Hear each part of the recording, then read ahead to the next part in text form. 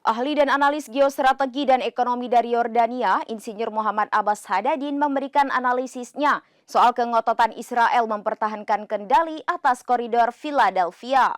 Kengototan Israel dalam hal ini, Perdana Menteri Benjamin Netanyahu tersebut membuat perundingan pertukaran sandera demi gencatan senjata di Gaza antara Hamas dan Israel terancam gagal total. Poros Philadelphia atau yang dikenal sebagai Poros Salah al-Din merupakan jalur perbatasan sempit di dalam wilayah jalur Gaza yang berbatasan dengan Mesir.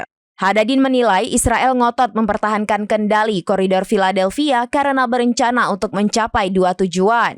Tujuan pertama mencegah Mesir untuk memperoleh sumber daya gas alam di pesisir. Tujuan kedua adalah untuk menguasai pantai Gaza dan jalan sepanjang 14 km untuk mengubahnya menjadi saluran air yang membentang dari Eilat hingga pantai Gaza di Laut Mediterania.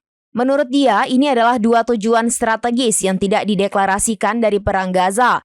Dan bukan seperti yang diklaim dari Israel bahwa mereka ingin merebut poros ini untuk mencegah penyelundupan senjata dan amunisi ke Gaza dari Mesir melalui penggalian terowongan di bawah poros Philadelphia.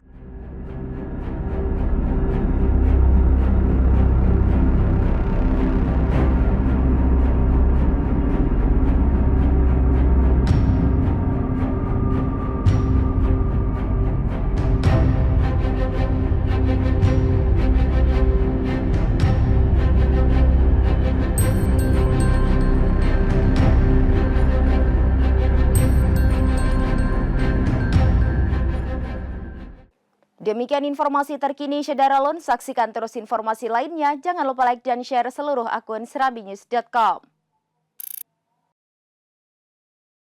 Download Tribun X sekarang, menghadirkan lokal menjadi Indonesia.